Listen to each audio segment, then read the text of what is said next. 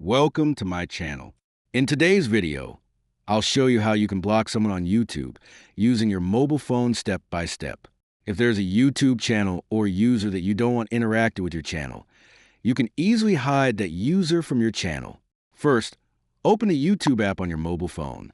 Then tap on the search bar and type the name of the channel or person you want to block.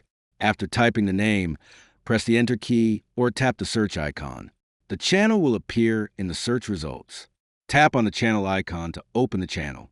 Once the channel page opens, tap on the three dots in the top right corner of the screen. A menu will appear with different options. Here, tap on Hide User from my channel.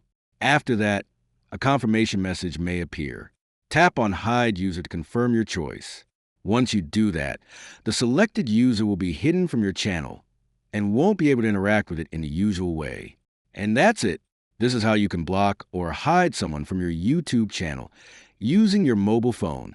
If you liked the video, like, subscribe, and press the bell icon for more helpful tutorials.